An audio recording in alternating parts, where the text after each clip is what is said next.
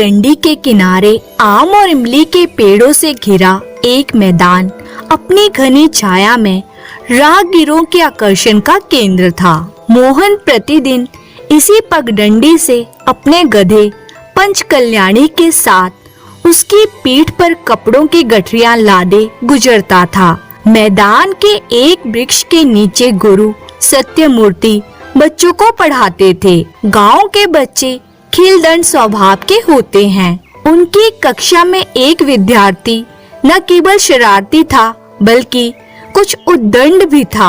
गुरु सत्यमूर्ति जी एक दिन जब कक्षा ले रहे थे तो उन्होंने उस बालक से कहा, अपनी शरारतें तथा उद्दंडता छोड़कर पढ़ाई में ध्यान लगाओ तो जीवन सुधर जाएगा, वरना वैसे मैंने अच्छे गधों को आदमी बनाया है।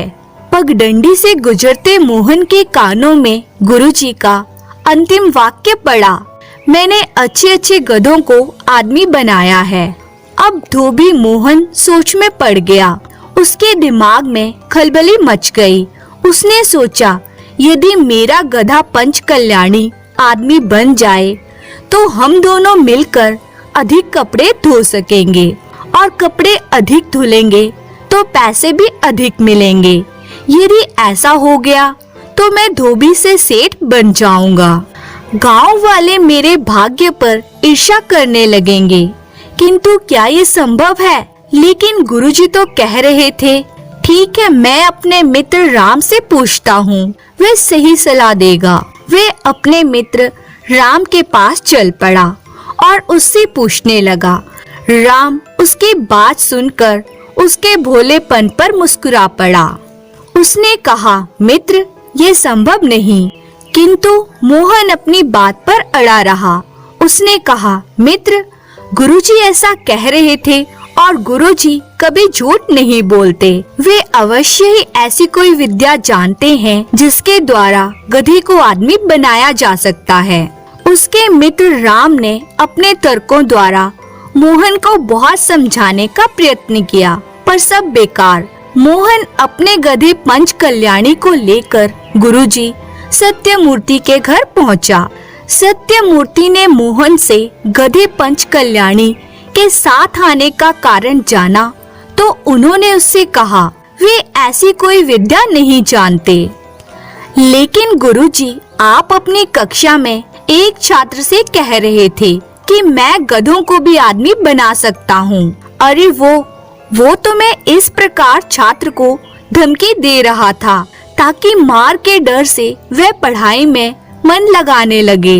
नहीं, मैं नहीं जानता, मैं गरीब हूँ, शायद इसलिए आप मेरी मदद करना नहीं चाहते। गुरु के अथक समझाने के बाद भी मोहन अपनी जिद पर कायम रहा।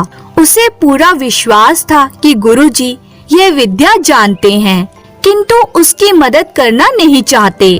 हार कर गुरुजी ने कहा, अच्छा, अपना पंचकल्याणी यहाँ छोड़ जा, मैं कोशिश करूँगा। मोहन खुशी घर लौटा, आंखों में सपने संजोए। दूसरे दिन मोहन सत्यमूर्ति के घर पहुँचा।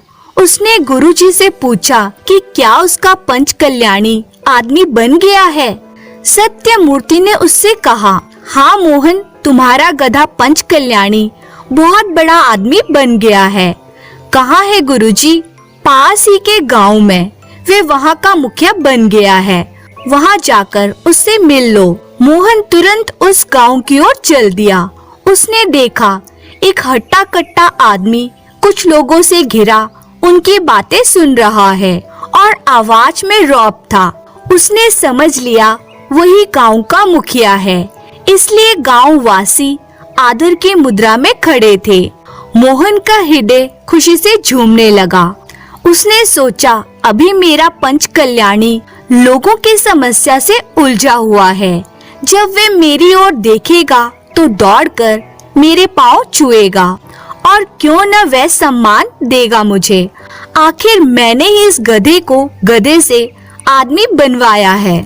मुखिया जी अपने काम में व्यस्त थे। काफी समय पश्चात मोहन ने जब देखा कि वे उसकी ओर ध्यान ही नहीं दे रहे, तो उसने हाथ के संकेत से उनका ध्यान अपनी ओर आकर्षित करना चाहा। निष्फल होने पर मुख से श की ध्वनि निकली तो मुखिया का ध्यान उसकी ओर गया। उन्होंने देखा कि एक अनजान आदमी वहां खड़ा उन्हें कुछ इशारे कर रहा है। गांव वालों का ध्यान भी उस ओर गया। वे उसके इशारों की भाषा नहीं समझ सके और नया व्यक्ति समझकर पुनः अपनी बातचीत में व्यस्त हो गए। मोहन ने स्वयं को उपेक्षित, अपमानित महसूस किया। वह क्रोधित हो उठा। उसी की बिल्ली और उसी को म्याऊं। उसने जोर से पुकारा, ए पंच कल्याणी, इधर आ। मुखिया और गांव वालों ने इधर उधर देखा। उन्हें पंच कल्याणी नाम का आदमी नजर नहीं आया। मुखिया ने भी अपने आसपास देखकर मोहन की ओर पुनः देखा। अबे गधे, मेरा मुंह क्या ताक रहा है? तुझे ही बुला रहा हूँ, इधर आ। उसने मुखिया से कहा। अब गांव वालों को क्रोध आने लगा। मोहन ने फिर डांटने के स्वर में उल्लाहना देते हुए कहा, अबे मूर्ख, गधे से आदमी क्या बन गया? अपने मालिक को ही भूल बैठा। चल इधर आ, नहीं तो अभी आकर तेरे कान खींचता हूँ। कोई परदेसी उनके मुखिया का अपमान कर रहा है, उन्हें गधा कहकर संबोधित कर रहा है। यह देखकर गांव वालों का पारा 7वें आसमान पर पहुंच गया। उन सभी ने मिलकर मोहन की अच्छी तरह से धुलाई की और गांव के बाहर धकेल दिया। मोहन अपने भाग्य को कोसता कोसता गुरु सत्यमूर्ति के द्वार पर जा पहुंचा। हाथ जोड़कर बोला, गुरुजी, मेरे साथ मेरे गधे ने धोखा किया है। आप कृपया कर मेरे पंच कल्याणी को पुनः गधा बना दीजिए। और सारी आप बीती उसने गुरु को कह सुनाई। गुरुजी मन ही मन मुस्कुराए, परंतु चेहरे पर गंभीरता ओढ़कर बोले, मोहन, मैंने आज तक आदमी को गधा नहीं बनाया। यह मेरे लिए मुमकिन नहीं। नहीं गुरुजी, मुझ गरीब के खातिर कुछ कीजिए। मेरे पंच कल्याणी को गधा बना दीजिए, वरना मैं भूखा मर जाऊंगा। ठीक है, तेरी व्यथा सुनकर मेरा हृदय भी पसीज रहा है। मैं वादा तो नहीं करता, लेकिन कोशिश करूंगा। अब तू जा, कल आना। दूसरे दिन मोहन गुरुजी के पास पहुंचा।